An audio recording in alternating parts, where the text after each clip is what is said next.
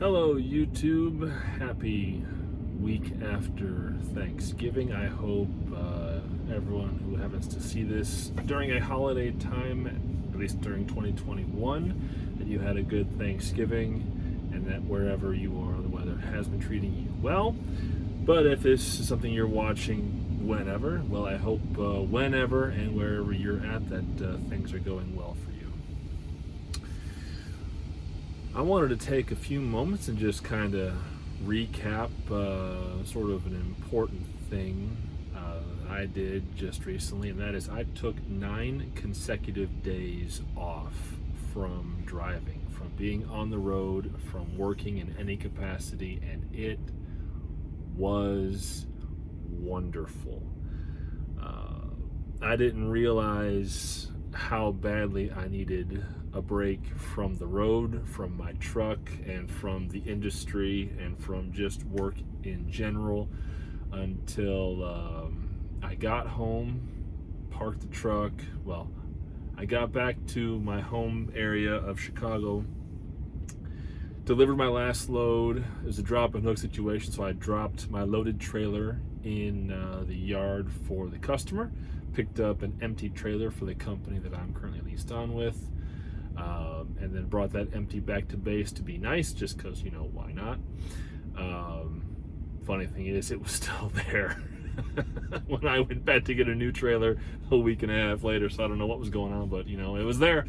And then as soon as I got my truck home by bobtailing, I put it in my parking spot, and that was it. I was done for 9 days. I left my truck sitting completely shut down for 3 straight days, maybe 3.5, whatever it was.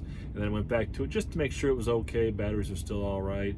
And then I armed my APU and left it sitting there for the remainder of my time off. Yeah, it was a critical break, very badly needed. Again, like I was starting to tell you, I didn't realize how badly I needed the break until the night after I got home. I was at a Friendsgiving party that a friend of mine, one of my best friends, has hosted for the past several years. He skipped 2020 because him and his roommates had COVID. He didn't get it, but his roommates had it, and so they were like, yeah, no, we can't have Friendsgiving because we all have the Rona. So that was that. But then again, 2020 was a special year for everyone, so we'll just kind of let that go by the wayside. Anyway, so I'm at the party. I got there a little after the festivities got kicked off, and a couple of times I was almost asleep on my feet. I wasn't getting drunk or drinking heavily or even drinking at all, honestly. I was so worn out and so burned out and so tired from the road that just as it finally began to settle in, that I didn't have to quickly flip everything around, do my laundry, get supplied and get loaded and get ready to go back on the road for 6 to 10 days or whatever. The decompression and the release of that stress culminated in just this outletting of fatigue, and I have to wonder if that level of fatigue and burnout was impacting my driving in any capacity. There were a couple of times I had a couple of close calls, and I have to wonder if it was just driving complacently or if I was just so tired and I really just did not know how tired I actually was to be making those those less than stellar decisions and possibly exposing myself to very poor situations. I really don't know.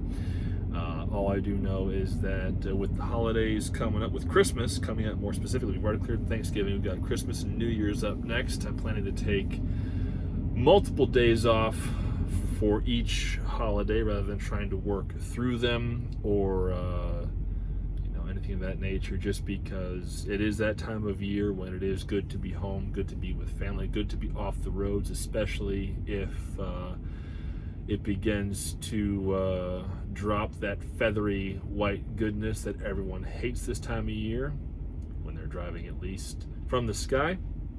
You know, that four-letter S word, snow. Seen a little bit of snow so far, but nothing is stuck yet because the ground is still too warm. But 'tis the season. It is coming. Hopefully it doesn't come in an unmanageable fashion. And I hope, you know, if it does snow pretty big this year, that wherever you are, that you're in a safe place when it does come, so you don't have to worry about trying to get to a safe location when it's coming down, or whatever the case may be. So got that coming up, I guess. But yes, I'm planning to be home for Christmas, be home for New Year's, and then get the year started off on the right foot, rested, refreshed, in theory. Maybe take an actual vacation in January and actually, you know, go somewhere instead of staying at home. I mean, it was good to visit with my parents, visit my grandmother who's visiting for the holidays as well. So it was good to be home with family. It was good to see friends. It was good to be off. It was good to not be doing anything. Good to not be concerned or worried about anything, and just be shut all the way down. It was lovely. And if you are someone who is just working constantly, always driving, always moving, and you're not taking care of yourself, and you're just burning the candle at both ends because you feel you have to, I personally want to encourage you to find some time to just park your truck, shut her down, get out of your truck if you can, and just be at peace, be at rest, because that mental and physical refresh can do wonders. At least I hope it does, but you know, everyone experiences things differently. Everyone has different tolerances, but I do know that fatigue is a major problem for us truckers, whether we're company guys or owner-operators. And while we have the FMCSA rules regarding how many hours we can and cannot work in a given 24-hour and 70-hour period, it's still one of those things where we just need to be smart about what we're doing and how we're doing it, and also when and where we are doing these things, in order to keep ourselves safe, keep our equipment safe, keep our loads safe, and keep ourselves, above all, safe. I may have said that twice because it is late at night. I'm tired. It's almost time for bed. But yeah, so took 9 days off, and this is the Friday after Thanksgiving, so I was off from the Friday night before Thanksgiving all the way through the Sunday after this Thanksgiving, this past Sunday. So yeah, 9 full days off, and this is day 5 of being back on the road. It's been a pretty good week, honestly. Really good week in terms of freight revenue, which has been really nice for the week back. Really good loads came my way with favorable mileage as well, so I haven't driven insane amounts of miles for the money I've been making. It looks like I've been averaging about a little over $3 a mile, I think, when all said and done. Maybe close to $4 a mile. I don't know. I haven't looked at the numbers yet. I'll look at those later on. But it's been a really good week,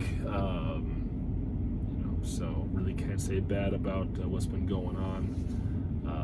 Hopefully get a chance to finish the week out pretty strong here, and then either head home for a 34 and then go out for a few more days, and then take a few days off before I head out for about a week, a little over a week, and then off for Christmas.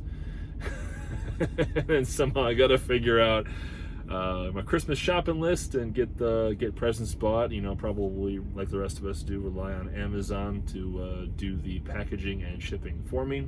Might even ask them to wrap it for me as well, because I am terrible at wrapping Christmas presents. Sometimes I get it right, other times it's like, what are you doing? Why did you massacre this paper, you terrible person? You just have someone who knows what they're doing actually do it for you, because it'll just look nicer, but whatever. So yeah, good to be back working. Thankful the holidays are coming up. Thankful for so far, honestly, just to kind of recap the year briefly. In about a week and a half, let's see, what is today? Today is December the 3rd. 11 days from now will mark the 1-year anniversary of having signed on the dotted line to purchase this truck. So I've owned this truck for almost 1 full year. And then December 19th, so a little over 2 weeks from now, will mark my 1-year anniversary as an owner-operator. So I've got a couple of big milestones coming up. 1 year of owning a semi-truck and 1 year of being an actual bona fide owner-operator. I'm not yet operating under my own authority with a DOT number or things of that nature. That will probably be coming at some point in the future.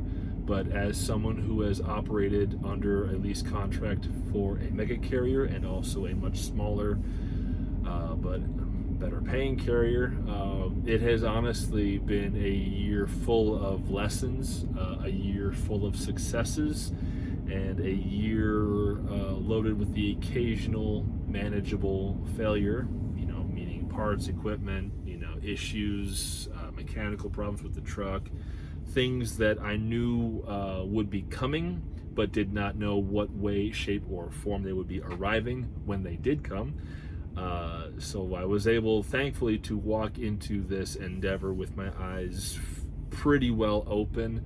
And so when I had issues with the truck, when it was inspected by Werner Enterprises prior to being onboarded as a vehicle they were willing to insure and put their name on, there were issues that had to be corrected from the dealership that the dealership missed, and then I've had to replace, I had a coolant line failure. The brass fittings in the back of my PACCAR MX-13, one of them, they were plastic, now they're brass, and they are brass now because one of them got brittle and failed while I was underway. Thankfully, it failed when I was only a few miles away from a shop that dealt with Peterbilt and Kenworth and PACCAR trucks in general. So getting that issue fixed only cost me about a day and a half, and I had to get towed, but still, it wasn't a terrible disaster.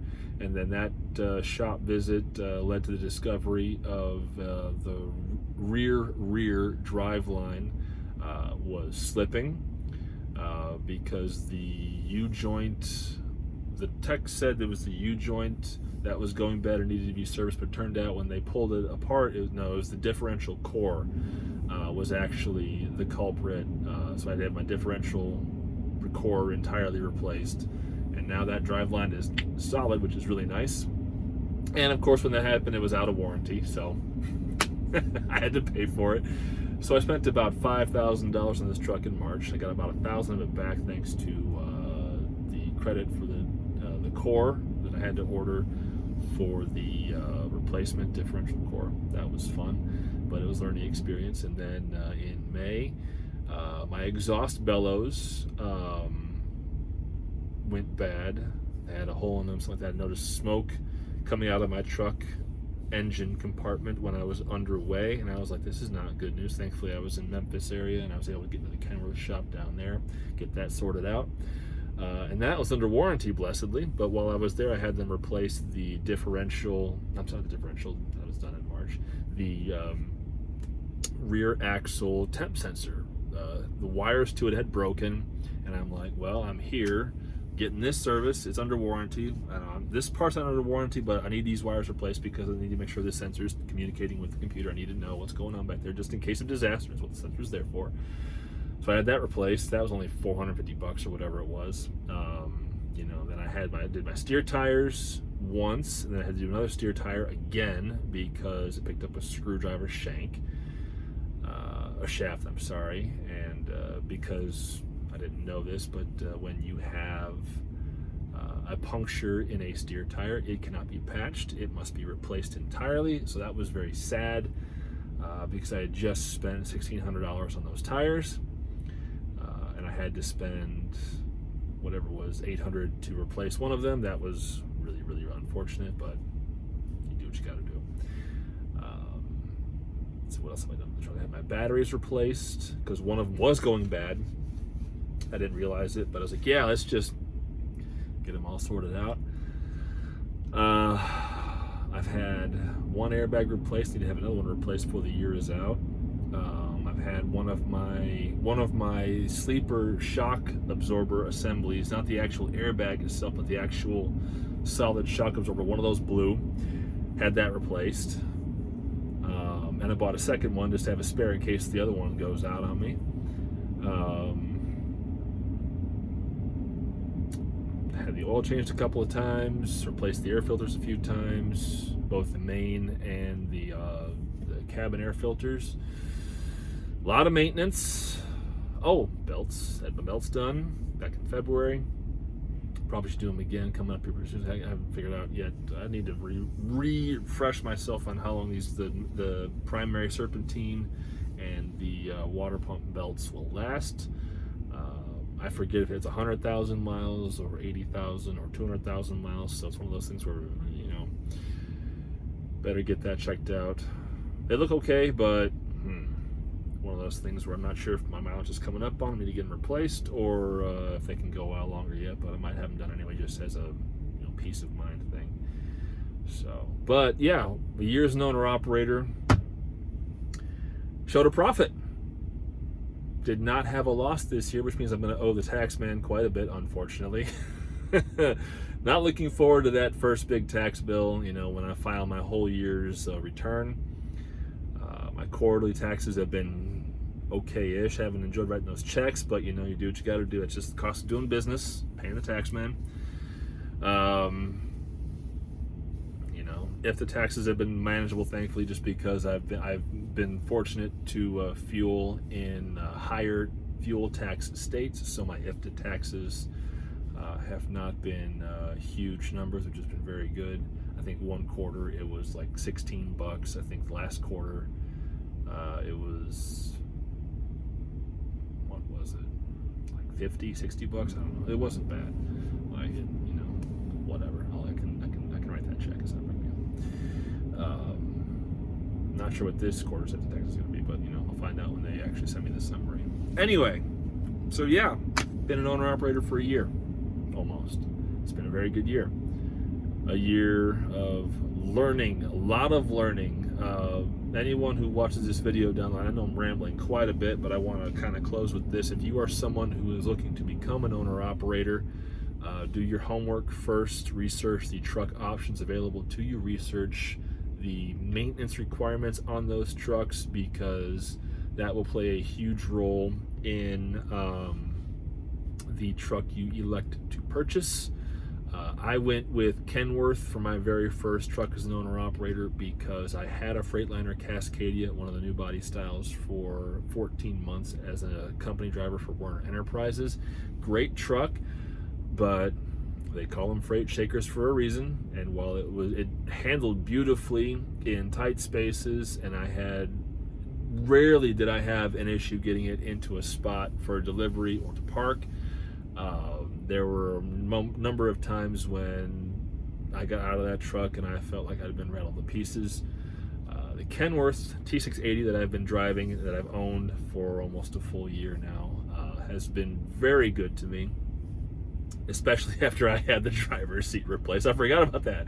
Yeah, I had a major maintenance interval come up in August, and I had almost $6,000 worth of work done to the truck, including replacing the driver's seat. So yeah, that was money very well spent in making sure that things either were addressed, dealt with, repaired, and in the case of my driver's seat, replaced.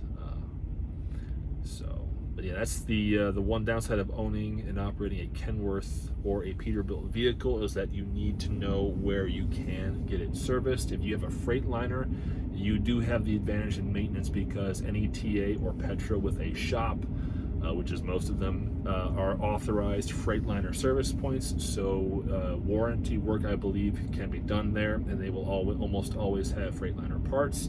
So Freightliners are the most common trucks because they are the easiest trucks to service. I know Love's, just in the last year and a half or 2 years, has officially partnered with International to be an official international service point. But as for me, I do not believe I will ever seek to own or operate an International truck. I am not a fan of those trucks. I don't like how they look. I have not heard a lot of good things about them, but I have heard from people who drive them, who love them, and if that's you, great. You know, if you buy an International, you can get them serviced at Love's, which is good news for you, because there are only a handful of Love's truck stops that I'm aware of that do not have at least a tire shop attached to them. So if they have a full service shop, you can basically get almost all things International taken care of at Love's, at least within reason. But if you own a PACCAR truck, Peterbilt and Kenworth, like I do, or Volvo or Mack, you do need to be aware of dealership locations, as well as shops that will service PACCAR and or Volvo, because some things you just can't get done at truck stops like Love's or TA Petro. You have to go to a shop, and that's going to mean maybe more downtime, because that shop will be backed up pretty good. I know for most dealerships, at least around the Chicago area, sometimes you got to plan a week or 2 weeks out to get your truck into the shop by making an appointment, and then you need to have your truck there, and then you could be in that shop for, you know, anywhere from a day to a week or longer, depending on what needs to happen. So, you know, take that into account when you are planning your first truck purchase. Now, when I bought this truck last December, truck prices were still about, you know, what they should be for trucks with under 400,000 miles on them. Now, truck prices are absolutely insane. I don't even want to think about what the price of a new truck is right now, though I want to buy a brand new truck, or at least I want to order one from either Kenworth or maybe even Freightliner, and actually have it built to my specifications with the features that I want. So it's 100% new and 100% my truck, which is something I'm looking forward to very well, even though this truck has been dynamite and I love it for how reliable it has been. I am also looking forward to, for the very first time ever, driving a brand new my truck. That's going to be a lovely day whenever that does come along, but that day is not today. It will be tomorrow at some point, somewhere in the future. Anyway, truck prices are insane, and trying to buy a used truck right now, I do really hope whoever is out there trying to get one, that you do find a favorable deal on a truck that has a good maintenance history, that's in good shape, and does not have a huge amount of miles on it, because finding a truck apparently right now in 2021, as the year winds down, trying to find a truck with under 500,000 miles on it, in decent shape for under $80,000 is like trying to find a needle with a black head in a stack of needles with deep navy blue heads. Good luck. You're gonna need it. Truck prices have been insane. Even Freightliner Cascadias, the new body styles with 500,000 miles on them, I saw listings around Chicago for $105,000 for a used truck, 500,000 miles on it, used, which is ridiculous. But you know, that is what it is for the time being. That is just the way the cookie has crumbled until industries all catch up, chip shortages get sorted out, materials shortages get sorted out, and assembly line issues get sorted out, whether it's labor, sub-assemblies from contractors, or tires, or even the metal to make the frames and the other components, or the fiberglass components, or whatever it is, the cloth, the seats, or the stuffing. A lot of things have been bogged up and bogged down by the various versions of COVID-19, and a lot of industries are going to spend a lot of time recovering, unfortunately. So we got to make the best of what we got, and that's going to mean for guys who want to become owner operators, if I was to give you any advice, first of all, of course, do your homework. Second of all, do your research on your purchasing options and also your purchasing power. And then you need to have 20%, which in the case of most trucks under 500,000 miles means $20,000 in liquid capital available to you, or a bank-backed loan for that down payment, if you can get that. But yeah, that's its own issue. But thankfully, a lot of carriers are paying decently well, at least in theory. So making that kind of money, if you're smart about it, is not very difficult. It just will take you time, and you must be patient, and you must be intelligent with your money and how you spend it, how you save it, where you save it, all of that, so that when you do want to make that big purchase, you have the resources available to you to make that purchase. I cannot believe how fortunate I have been, and I am incredibly thankful for it. And I hope for all my other owner-operator friends out there, I only have, actually I don't really have any trucker friends, unfortunately. I'm much pretty much a loner. But at least for now, we'll make some friends down the road. I hope any owner-operators who happen to watch this for a laugh, or whatever, I hope you had a good year as well. Hope I can meet some of you guys someday down the road. But for the time being, it is time for bed. And with that being said, I'll see you down the road.